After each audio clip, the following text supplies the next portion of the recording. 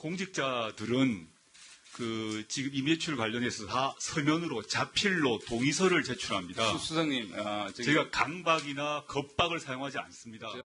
휴대폰 사찰 수석, 그리고 이제 휴대폰을 사찰하면 그 사람의 모든 사생활, 소위 양심과 영혼까지 다 나옵니다. 그래서 영혼 탈곡기 조국 수석이라고 이름을 붙였습니다. 김태현 변호사님, 지금 휴대폰 감찰을 놓고 격돌을 한 건데 그렇죠. 핵심이 뭡니까? 지금 양쪽의 주장의 핵심. 자, 일단 이런 형식과 실질을 보시면 돼요. 그러니까 조국 민정수석 무슨 얘기를 하는 거냐면 당사자의 동의하에 이루어지는 거다. 압수수색과 법적 성질이 다르다. 저기가 완전히 틀린 얘기 아니에요. 그러니까 이미 제출. 그러니까 알아서 자, 당신 무슨 서류 내봐. 그래서 알아서 이제 동의하고 내는 게 이미 제출이거든요. 그게 안 되면 이제 강제로 가져가기 위해서 압수수색 영장을 받는 거예요. 그런데 조국 수석 얘기는 자, 이게 우리가 뭐 영장 안 받고 뺏어온 게 아니고 우리가 영장 없는 불법 압수수색이 아니고 당사자가 오케이를 했으니까 낸 거 아니냐. 그러니까 이미 제출이다. 형사소송법상 허용된 건데 문제가 없다는 얘기를 하는데 이제 나경원 원내대표 얘기는 뭐냐면 휴대전화 사생활과 영혼까지 다 나오니까 탈탈탈 털어가는 거다. 이 얘기입니다. 그러니까 정치적인 수사로 이제 영혼 탈곡기라는 얘기를 한 건데 법적인 얘기를 조금 보태드리면 이런 거죠. 그러니까 대법원에서 이 디지털 포렌식을 또 어떻게 보냐면 예를 들어서 제가 어떤 혐의를 받고 있어요. 황순욱 앵커하고 뭔가 불법 거래라는 게 있어요. 그래서 디지털 포렌식으로 영장을 받아서 제 휴대전화를 봅니다. 그러면 이 황순욱 앵커가 저하고 했던 그 내용만 가져가라는 게 법원의 입장이에요. 하다 보니까 김태현 무슨 이런 것도 있네. 딴 데 가서 이런 짓 하고 다니네. 이런 사진 찍었어. 이것까지 다 가져가라는 게 아니라는 거거든요. 그게 이제 대법원 판례 그 디지털 포렌식 하는 그 기본 입장이에요. 그런데 조국민 수석이 얘기했던 당사자 동의, 형식상 동의는 있죠. 두 가지 문제. 하나, 정말 청와대에서 야, 니들 내놔라고 했을 때 물론 이게 형식적인 동의지만 그 안에 실질은 정말 이 동의를 받은 이미 제출이 맞는가라는 그런 문제가 하나 있는 거고 또 하나는 이거 외교부 휴대전화 가져가서 그런 얘기 있었잖아요. 그 언론의 문건 유출한 거, 기사 제본 거, 이거를 떠나서 그 사람의 어떤 개인적인 사생활까지를 불러다가 대면 조사했다는 거 아니겠습니까? 그래서 김동연 부총리가 강력하게 항의를 했다는 거 아닙니까? 기자부도 그렇고 외교부도 그렇고요. 그러면 이 문제는 아까 제가 말씀드렸던 법원에서 디지털 포렌 영장을 내주는 그 범위도 벗어나는 것이거든요.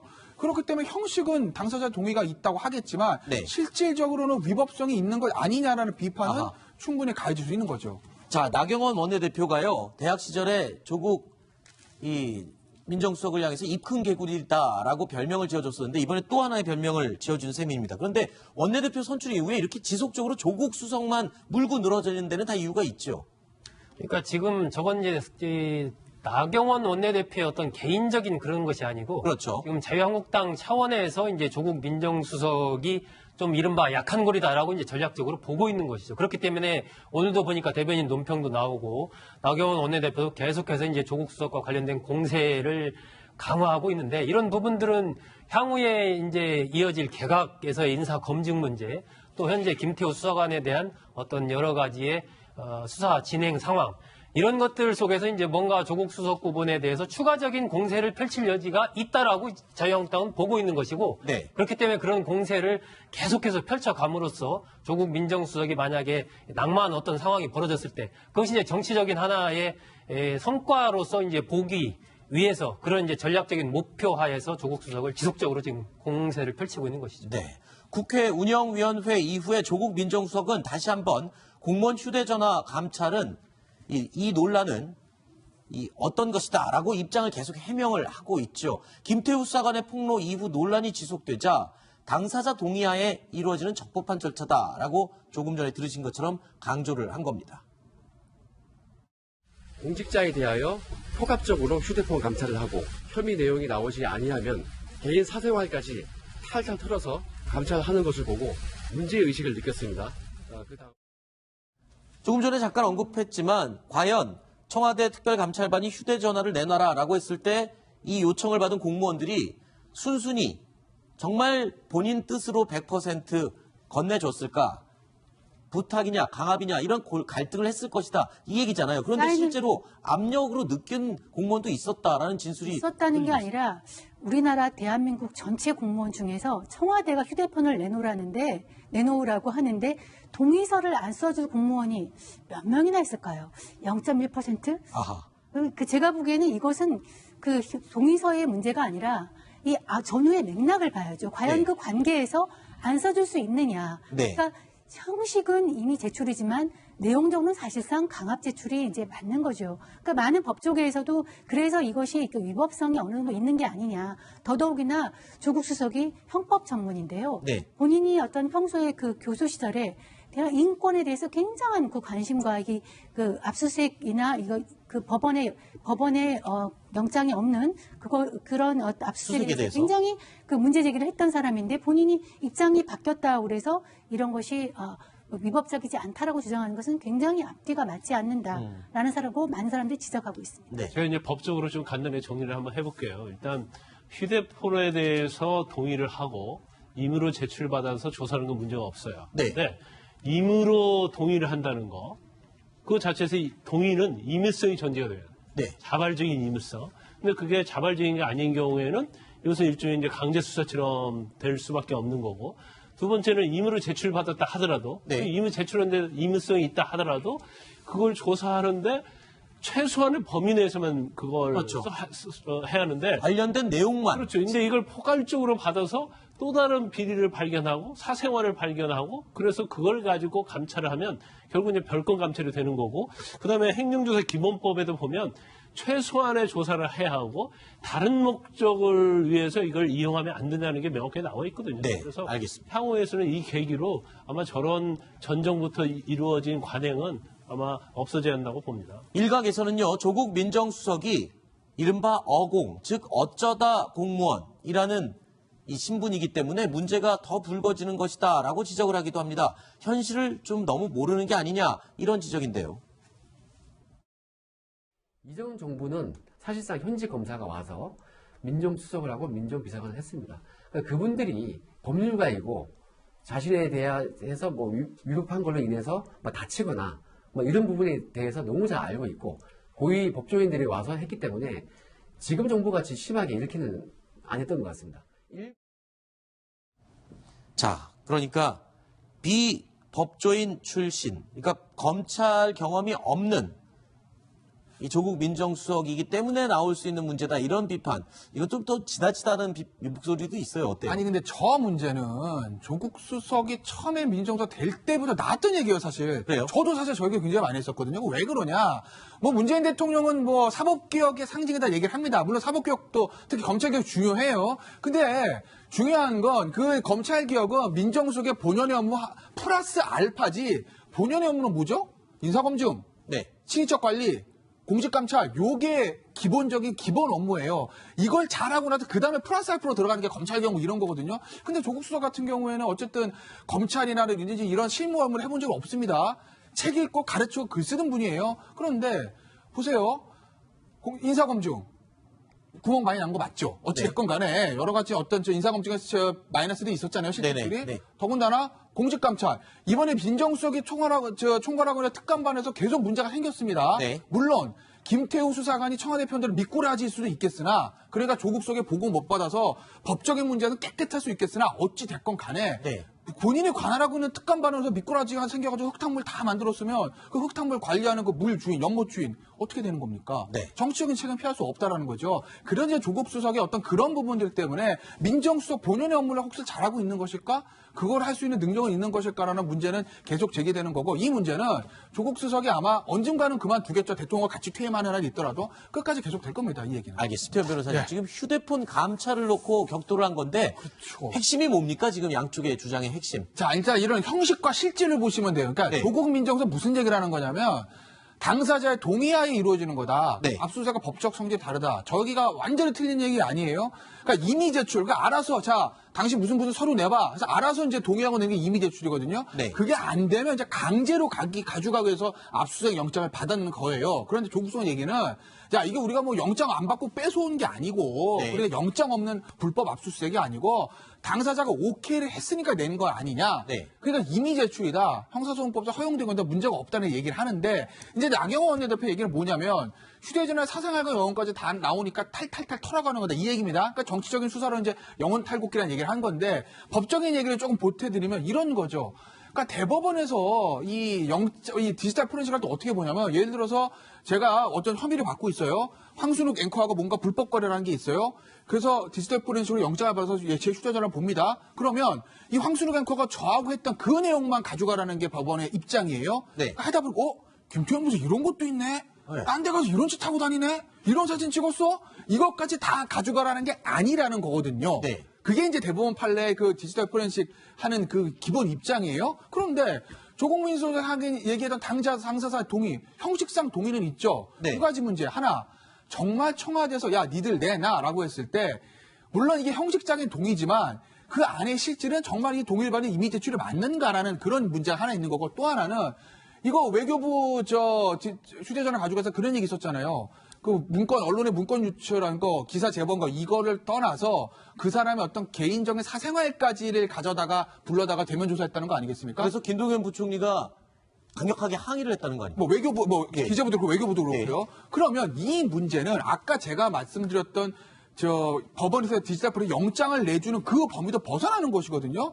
그렇기 때문에 형식은 당사자 동의가 있다고 하겠지만 네. 실질적으로는 위법성이 있는 것 아니냐라는 비판은 아하. 충분히 가해질 수 있는 거죠. 자, 나경원 원내대표가요, 대학 시절에 조국 민정수석을 향해서 입 큰 개구리다라고 별명을 지어줬었는데 이번에 또 하나의 별명을 지어준 셈입니다. 그런데 원내대표 선출 이후에 이렇게 지속적으로 조국 수석만 물고 늘어지는 데는 다 이유가 있죠. 그러니까 지금 저건 이제 나경원 원내대표의 어떤 개인적인 그런 것이 아니고 그렇죠. 지금 자유한국당 차원에서 이제 조국 민정수석이 좀 이른바 약한 고리다라고 이제 전략적으로 보고 있는 것이죠. 그렇기 때문에 오늘도 보니까 대변인 논평도 나오고 나경원 원내대표도 계속해서 이제 조국 수석과 관련된 공세를 강화하고 있는데 이런 부분들은 향후에 이제 이어질 개각에서의 인사 검증 문제 또 현재 김태우 수사관에 대한 어떤 여러 가지의 수사 진행 상황 이런 것들 속에서 이제 뭔가 조국 수석 부분에 대해서 추가적인 공세를 펼칠 여지가 있다라고 자유한국당은 보고 있는 것이고 네. 그렇기 때문에 그런 공세를 계속해서 펼쳐감으로써 조국 민정수석이 만약에 낙마한 어떤 상황이 벌어졌을 때 그것이 이제 정치적인 하나의 성과로서 이제 보기 위해서 그런 이제 전략적인 목표 하에서 조국 수석을 지속적으로 지금 공세를 펼치고 있는 것이죠. 네. 국회 운영위원회 이후에 조국 민정수석은 다시 한번 공무원 휴대전화 감찰은 이 논란은 어떤 것이다라고 입장을 계속 해명을 하고 있죠. 김태우 수사관의 폭로 이후 논란이 지속되자 당사자 동의하에 이루어지는 적법한 절차다라고 조금 전에 들으신 것처럼 강조를 한 겁니다. 공직자에 대하여 포괄적으로 휴대폰 감찰을 하고 혐의 내용이 나오지 아니하면 개인 사생활까지 탈탈 털어서 감찰하는 것을 보고 문제의식을 느꼈습니다. 그다음 조금 전에 잠깐 언급했지만 과연 청와대 특별감찰반이 휴대전화를 내놔라라고 했을 때 이 요청을 받은 공무원들이 순순히 정말 본인 뜻으로 100% 건네줬을까?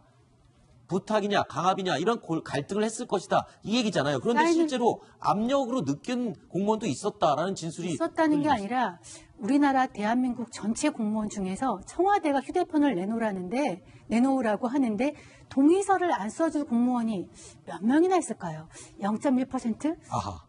제가 보기에는 이것은 그 동의서의 문제가 아니라 이 전후의 맥락을 봐야죠. 과연 네. 그 관계에서 안 써줄 수 있느냐. 네. 그러니까 형식은 이미 제출이지만 내용적으로는 사실상 강압 제출이 이제 맞는 거죠. 그러니까 많은 법조계에서도 그래서 이것이 위법성이 어느 정도 있는 게 아니냐. 더더욱이나 조국 수석이 형법 전문인데요. 네. 본인이 어떤 평소에 그 교수 시절에 대한 인권에 대해서 굉장한 그 관심과 그 압수수색이나 그 법원에 영장이 없는 그런 압수수색에 대해서 굉장히 그 문제 제기를 했던 사람인데 본인이 입장이 바뀌었다고 그래서 이런 것이 위법적이지 않다라고 주장하는 것은 굉장히 앞뒤가 맞지 않는다라는 사람고 많은 사람들이 지적하고 있습니다. 네. 제가 이제 법적으로 좀 간단히 정리를 한번 해볼게요. 일단 휴대폰에 대해서 동의를 하고 임의로 제출받아서 조사하는 건 문제가 없어요. 네. 임의로 동의를 한다는 거, 그 자체에서 동의는 임의성이 전제가 돼요. 네. 자발적인 임의성. 근데 그게 자발적인 게 아닌 경우에는 이것은 일종의 이제 강제 수사처럼 될 수밖에 없는 거고. 두 번째는 임의로 제출받았다 하더라도, 네. 그 임의 제출하는데 임의성이 있다 하더라도 그걸 조사하는데 최소한의 범위 내에서만 그걸 그렇죠. 해야 하는데 관련된 내용만. 그렇죠. 근데 이걸 포괄적으로 받아서 또 다른 비리를 발견하고 사생활을 발견하고 그래서 그걸 가지고 감찰을 하면 결국 이제 별건 감찰이 되는 거고 그다음에 행정조사 기본법에도 보면 최소한의 조사를 해야 하고 다른 목적을 위해서 이걸 이용하면 안 된다는 게 명확하게 나와 있거든요. 네, 그래서 알겠습니다. 향후에서는 이 계기로 아마 저런 전정부터 이루어진 관행은 아마 없어져야 한다고 봅니다. 일각에서는요, 조국 민정수석이 이른바 어공, 즉 어쩌다 공무원이라는 이 신분이기 때문에 문제가 더 불거지는 것이다라고 지적을 하기도 합니다. 현실을 좀 너무 모르는 게 아니냐 이런 지적인데요. 이전 정부는 사실상 현지 검사가 와서 민정수석을 하고 민정비서관을 했습니다. 그러니까 그분들이 법률가이고 자신에 대해서 뭐 위법한 걸로 인해서 뭐 다치거나 뭐 이런 부분에 대해서 너무 잘 알고 있고 고위 법조인들이 와서 했기 때문에 지금 정부같이 심하게 이렇게는 안 했던 것 같습니다. 자, 그러니까 비법조인 출신, 그러니까 검찰 경험이 없는 이 조국 민정수석이기 때문에 나올 수 있는 문제다 이런 비판, 이건 좀 더 지나치다는 목소리도 있어요. 어때요? 아니 근데 저 문제는 조국 수석이 처음에 민정수석 될 때부터 나왔던 얘기예요, 사실. 그래요? 저도 사실 저 얘기 굉장히 많이 했었거든요. 왜 그러냐? 뭐 문재인 대통령은 뭐 사법개혁의 상징이다 얘기를 합니다. 물론 사법개혁도 특히 검찰개혁 중요해요. 근데 중요한 건 그 검찰개혁은 민정수석의 본연의 업무 플러스 알파지. 본연의 업무는 뭐죠? 인사검증, 네. 친인척관리, 공직감찰, 요게 기본적인 기본 업무예요. 이걸 잘하고 나서 그 다음에 플러스 알파로 들어가는 게 검찰 경우 이런 거거든요. 근데 조국 수석 같은 경우에는 어쨌든 검찰이나 이런 실무 업무를 해본 적이 없습니다. 책 읽고 가르치고 글 쓰는 분이에요. 그런데 보세요. 인사검증. 구멍 많이 난 거 맞죠? 어찌됐건 간에 여러 가지 어떤 인사검증에서 마이너스도 있었잖아요. 실질들이. 네네, 네. 더군다나 공직감찰. 이번에 민정수석이 총괄하고 있는 특감반에서 계속 문제가 생겼습니다. 네. 물론 김태우 수사관이 청와대 편들을 미꾸라지일 수도 있겠으나 그러니까 조국 수석의 보고 못 받아서 법적인 문제는 깨끗할 수 있겠으나 어찌됐건 간에 네. 본인이 관할하고 있는 특감반에서 미꾸라지가 생겨가지고 흙탕물 다 만들었으면 그 흙탕물 관리하는 그 물 주인, 연못 주인 어떻게 되는 겁니까? 네. 정치적인 책임 피할 수 없다라는 거죠. 그런 이제 조국 수석의 어떤 그런 부분들 때문에 민정수석 본연의 업무를 혹시 잘하고 있는 것일까? 그걸 할 수 있는 능력은 있는 것일까라는 문제는 계속 제기되는 거고 이 문제는 조국 수석이 아마 언젠가는 그만두겠죠. 대통령과 같이 퇴임하는 날이 있더라도 끝까지 계속 될 겁니다. 이 얘기는. 알겠습니다.